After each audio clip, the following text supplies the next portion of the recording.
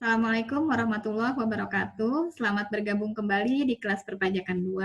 Sesuai dengan agenda perkuliahan kita pada pertemuan 1, saat ini kita akan membahas tentang penyelesaian soal latihan. Penyelesaian soal latihan tentang perhitungan PPh badan dan angsuran PPh pasal 25.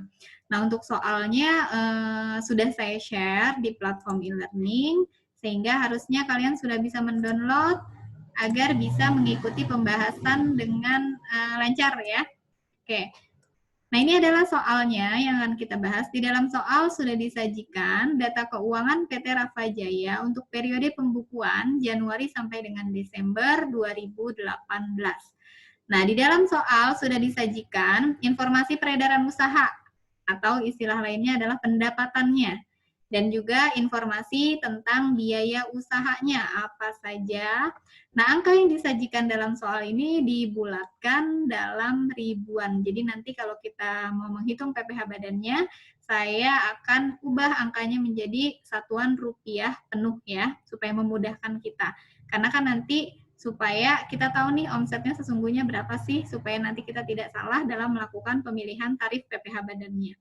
Nah, selain informasi pendapatan dan juga biaya, ada juga informasi tambahan yang nantinya informasi ini akan kita gunakan sebagai dasar kita untuk melakukan koreksi fiskal. Nah, dari soal ini kita diminta untuk melakukan perhitungan PPh badan terutang dan juga angsuran PPh pasal 25.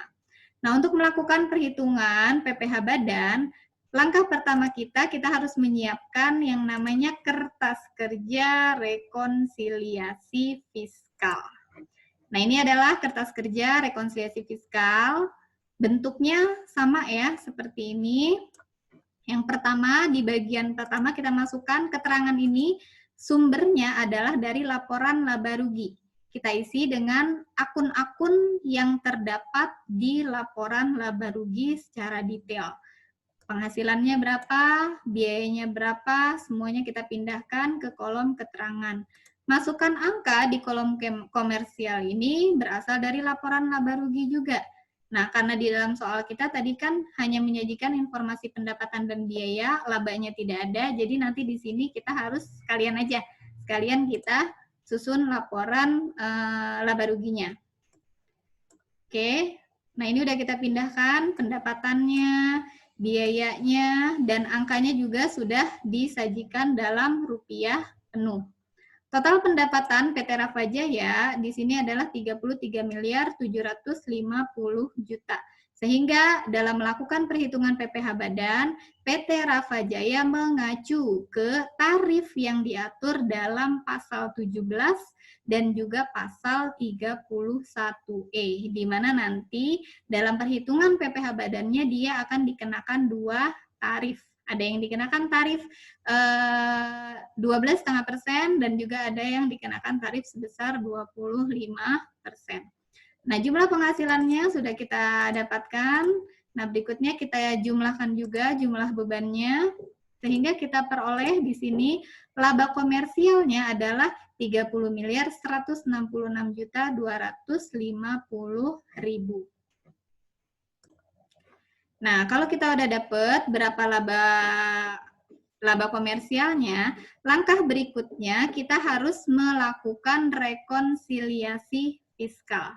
Kenapa kita harus melakukan rekonsiliasi fiskal? Kembali ke penjelasan sebelumnya bahwa ada perbedaan pengakuan pendapatan dan biaya menurut akuntansi dan menurut pajak. Sehingga kita harus melakukan penyesuaian-penyesuaian agar dalam perhitungan pajak penghasilan badan ini mengacu ke Undang-Undang Pajak Penghasilan.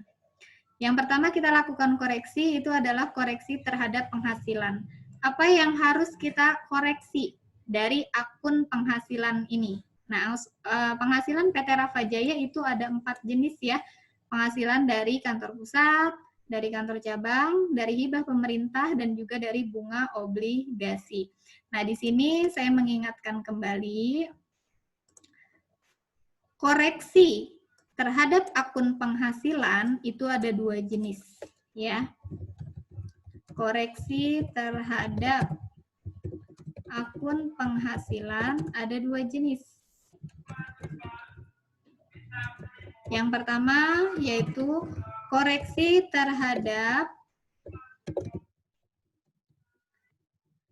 penghasilan yang merupakan objek PPh final. Yang kedua yang harus dikoreksi dari penghasilan adalah koreksi terhadap penghasilan yang bukan merupakan objek pajak. Nah, acuan kita untuk poin 1, koreksi terhadap penghasilan yang merupakan objek PPh final, kita bisa melihat dari pasal 4 ayat 2 Undang-Undang PPh. Nah, buku undang-undangnya sudah saya share juga di platform e-learning. Nah, yang kedua, koreksi terhadap penghasilan yang bukan merupakan objek pajak, penghasilan apa saja, kita bisa lihat di pasal 4 ayat 3 Undang-Undang PPh. Nah, sekarang kita lihat penghasilan PT Rafa Jaya. Apakah ada penghasilan yang merupakan objek PPh final? Nah, kita cek lagi ke pasal 2, pasal 4 ayat 2. Kita buka undang-undang, buku undang-undang, atau bisa juga buka materi PowerPoint yang di penjelasan pertemuan pertama ya, karena di situ sudah ada ringkasannya. Nah ini, pasal 4 ayat 2 Undang-Undang PPh.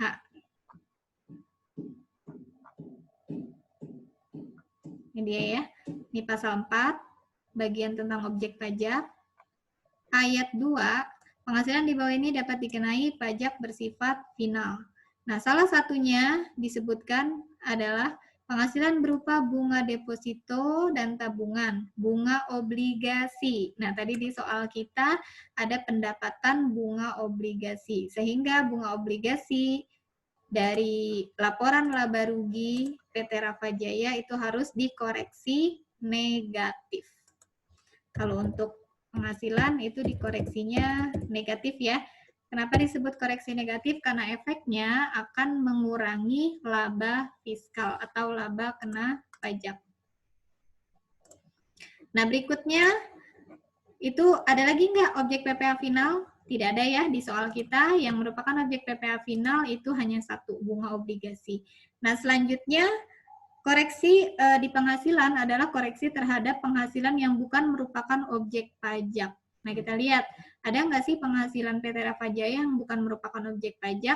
Nah, di sini ada keterangan pendapatan hibah dari pemerintah. Nah, kita cek, hibah apakah bukan objek pajak? Nah, acuan kita cek lagi ke pasal 4 ayat 3 Undang-Undang PPh. Nah, ini saya share lagi. Pasal 4 ayat 3. Nah, ini kalau ini ayat 2, ayat 3. Yang dikecualikan dari objek pajak, berarti bukan merupakan objek pajak. Di poin 2, huruf A, poin 2, harta hibah. Harta hibah yang diterima oleh keluarga sedarah dalam garis keturunan lurus 1 derajat. Badan keagamaan, badan pendidikan, badan sosial, termasuk yayasan, koperasi, dan seterusnya. Nah, hibah di dalam laporan laba rugi ini diterima oleh PT Rafa Jaya dari pemerintah, sehingga tidak memasuk dalam kriteria yang disebutkan dalam pasal 4 ayat 3 ini. Sehingga walaupun di dalam laporan laba rugi PT Rafa Jaya ada penerimaan berupa hibah, itu tetap tidak dilakukan koreksi fiskal. Seperti itu ya. Oke, nah berarti dari soal kita untuk koreksi terhadap pendapatan hanya pada akun bunga obligasi. Nah, berikutnya kita akan mengacu ke yang kedua, melakukan rekonsiliasi atau melakukan koreksi terhadap akun biaya. Nah, acuan kita dalam melakukan koreksi fiskal untuk akun biaya, mengacu pertama adalah biaya-biaya yang masuk ke dalam pasal 9 ayat 1 Undang-Undang PPH. Jadi nanti kalau misalnya kita lihat dari laporan laba rugi ini ada biaya yang masuk dalam kriteria pasal 9 ayat 1 Undang-Undang PPH, maka harus kita lakukan koreksi fiskal. Yang kedua adalah kalau ada biaya-biaya yang perbedaan perlakuan ya. Perbedaan ini biaya atas perbedaan metode. Perbedaan metode persediaan atau metode penyusutan aset tetap antara akuntansi dan pajak. Jadi kalau misalnya antara akuntansi dan pajak, metode persediaan dan metode penyusutannya berbeda, maka itu harus kita lakukan koreksi. Bisa koreksi positif, bisa juga koreksi negatif untuk yang kedua ini. Kalau yang pertama itu pasti koreksi positif, yang pasal 9 ayat 1. Nah, untuk mengisi koreksi positif atau koreksi atas biaya, acuan kita pertama, kita mengacu ke informasi tambahan yang ada di dalam soal. Nah, kita lihat informasi tambahan yang ada di dalam soal. Nah, ini. Yang pertama, dalam biaya asuransi, terdapat asuransi untuk pemegang saham sebesar 15 juta. Nah, ini harus dilakukan koreksi fiskal. Nah, kita lihat ya. Biaya asuransi totalnya adalah 90.750.000. Nah, menurut akuntansi ini boleh dibiayakan seluruhnya. Tapi menurut pajak ada sebagian biaya yang harus dikoreksi, yaitu biaya asuransi untuk pemegang saham.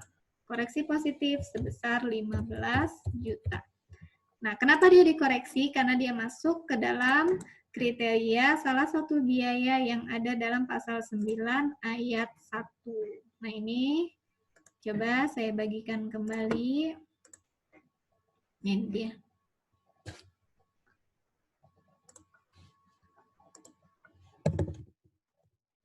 Ini dia ya. Di pasal 9 ayat 1, untuk menentukan besarnya penghasilan kena pajak, wajib pajak dalam negeri dan bentuk usaha tetap tidak boleh dikurangkan. Jadi biayanya harus dikoreksi. Salah satunya, poin B, biaya yang dibebankan atau dikeluarkan untuk kepentingan pribadi pemegang saham. Oke, nah itu jelas ya. Nah, kita masukkan 15 juta dikoreksi. Sehingga yang diakui biaya menurut pajak hanya 75.700.000. Berasal dari biaya asuransi menurut akuntansi sekian dikurangi koreksi positif 15 juta. Oke, nah berikutnya poin yang kedua. Dalam bonus dan THR terdapat bingkisan lebaran. Nah, bingkisan lebaran itu masuk ke dalam kriteria natura atau kenikmatan. Sehingga itu harus dilakukan koreksi fiskal. Nah, kita lihat lagi.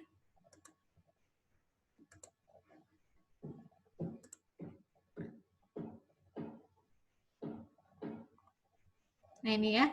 Penggantian atau imbalan sehubungan dengan pekerjaan atau jasa yang diberikan dalam bentuk natura dan kenikmatan. Nah, berarti harus kita lakukan koreksi. Akun bonus dan THR. Nah, ini dia ya, bonus dan THR.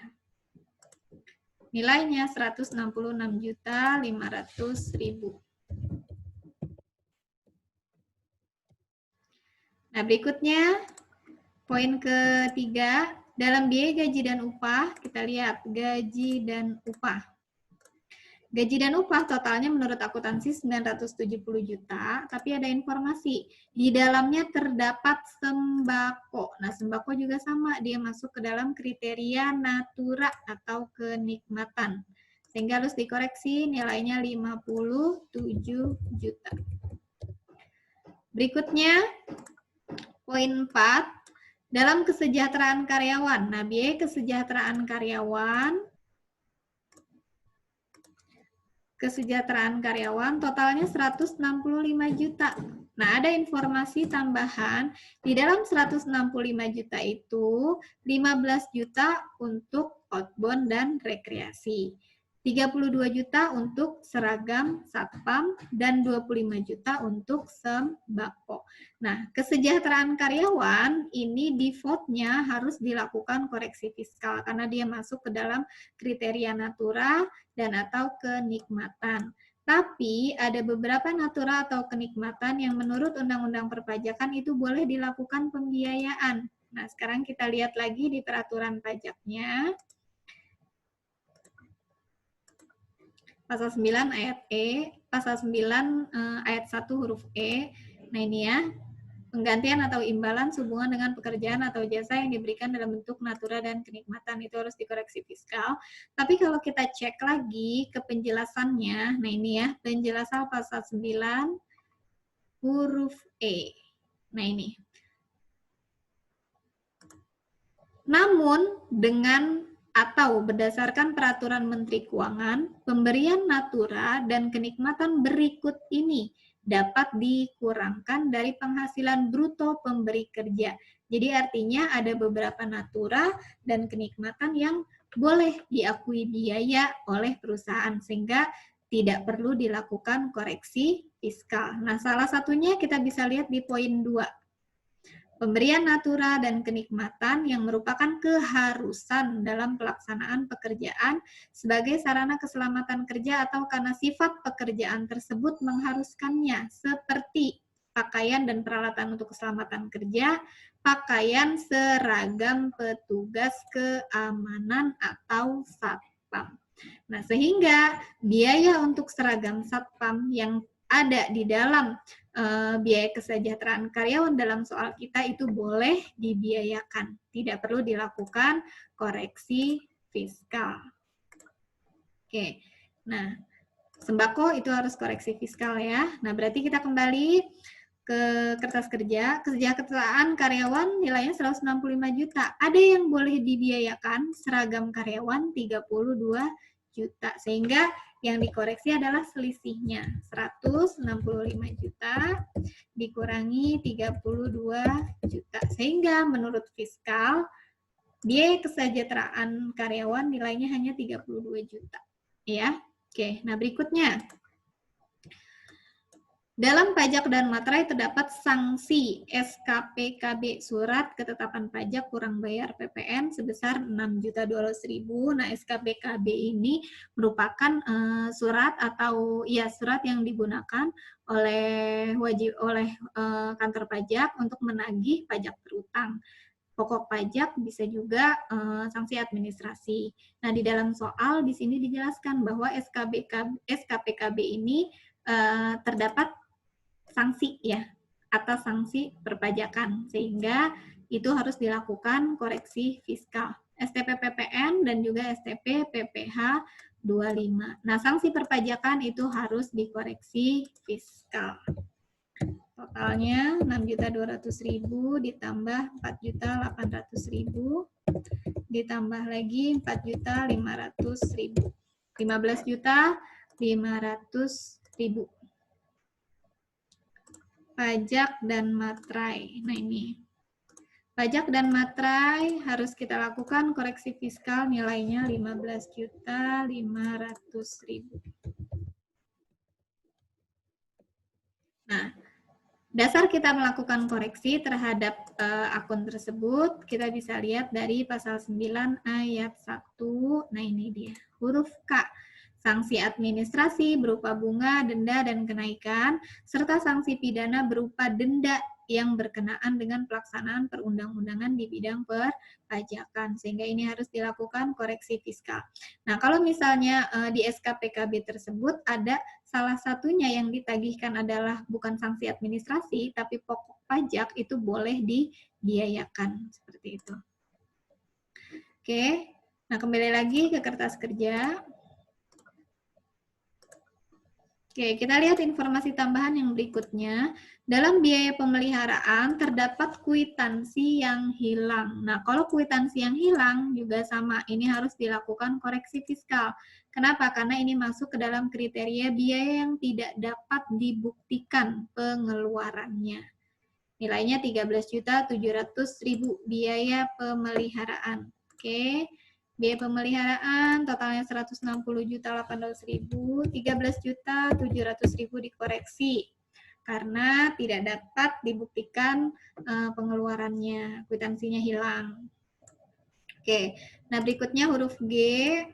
Di sini dalam biaya perjalanan dinas terdapat tur pemegang saham. Oke, pasti koreksi positif, sama seperti yang asuransi tadi ya, itu biaya yang dikeluarkan untuk kepentingan pemegang saham. Koreksi positif 45 juta.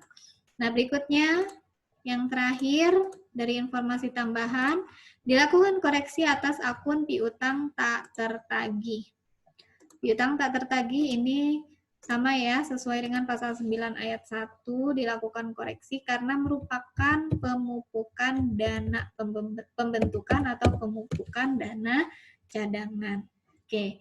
Nah, informasi tambahan semuanya sudah kita lakukan atau kita masukkan ke dalam kertas kerja rekonsiliasi. Nah, tugas kita berikutnya kita mengecek ulang apakah ada biaya-biaya lainnya yang memang harus dilakukan koreksi fiskal tapi tidak ada di informasi tambahan tersebut karena memang jelas-jelas itu harus dilakukan koreksi misalnya seperti itu ya.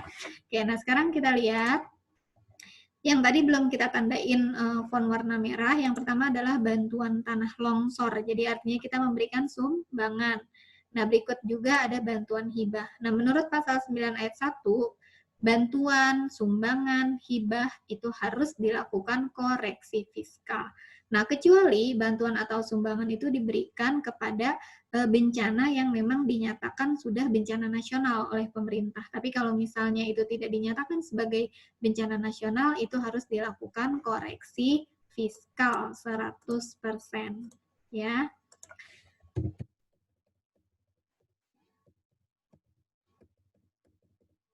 Oke, nah berikutnya ada akun lagi yang harus kita cek, ini dia, biaya kesejahteraan pemegang saham. Kembali lagi sama seperti yang asuransi, sama juga seperti tadi perjalanan dinas. Dia masuk ke dalam kriteria biaya yang dibebankan untuk kepentingan pribadi pemegang saham. Jadi tidak boleh dibiayakan menurut pajak, harus dikoreksi fiskal. Jasa dan konsultasi ini tidak ada keterangan tambahan, jadi kita asumsikan jasa dan konsultasi ini merupakan tagihan jasa dan juga konsultasi terkait usaha. Nah, berikutnya konsumsi. Nah, terkait konsumsi ini juga ada dua ketentuan ya. Nah, konsumsi sendiri ini masuk ke dalam kriteria natura dan atau kenikmatan. Nah, cuma ada ketentuan di dalam perpajakan. Nah, ini saya share lagi. Nah, ini terkait, penggantian atau imbalan sehubungan dengan pekerjaan atau jasa yang diberikan dalam bentuk natura dan kenikmatan nih, kecuali penyediaan makanan dan minuman bagi seluruh pegawai. Jadi kalau misalnya penyediaan makanan dan minuman atau konsumsi tersebut disajikan atau diberikan untuk seluruh pegawai, maka itu bisa diakui biayanya. Tidak harus dilakukan koreksi fiskal. Nah, di dalam soal ini tidak ada penjelasan apakah biaya konsumsi ini merupakan biaya untuk seluruh karyawan atau hanya untuk sebagian saja. Nah, kita asumsikan saja bahwa di dalam biaya konsumsi ini diberikan untuk seluruh karyawan. Tapi kalau biaya konsumsinya cuma untuk misal peserta meeting, kita misalnya ada meeting nih di kantor. Nah, peserta meeting dikasih makan siang, dikasih snack. Nah, biaya tersebut itu harus dilakukan koreksi fiskal. Nah, konsumsi ini kita abaikan. Jadi kita asumsikan bahwa konsumsi ini untuk seluruh pegawai, maka bisa dibiayakan. Nah, berikutnya, listrik, telepon, air itu bisa dibiayakan, tidak perlu dilakukan koreksi fiskal. Penyusutan dan amortisasi, ini dia masuk ke dalam ini. Kategori kedua. Kalau metode penyusutan, atau metode amortisasi antara pajak dan akuntansinya berbeda, maka kita harus melakukan koreksi fiskal. Tapi di dalam soalnya itu tidak ada informasi bahwa metode penyusutan antara akuntansi dan pajak berbeda, jadi kita asumsikan metode penyusutan antara akuntansi dan pajak itu sama, sehingga tidak perlu dilakukan koreksi fiskal. Nah, berikutnya sewa. Sewa boleh dibiayakan, training boleh dibiayakan, transportasi pemilik. Siapa pemilik perusahaan? Pemilik perusahaan adalah pemegang saham. Nah, berarti ini juga harus dilakukan koreksi positif karena masuk kriteria biaya yang dikeluarkan untuk kepentingan pribadi pemegang saham. Nah, terhadap biaya semuanya sudah kita lakukan koreksi, maka otomatis kalau kita menggunakan metode kertas kerja rekonsiliasi, di kolom fiskal otomatis kita akan memperoleh laba fiskal atau penghasilan kena pajak. Nah, dasar kita untuk melakukan perhitungan PPh badan kita ambil dari sini, dari laba fiskal.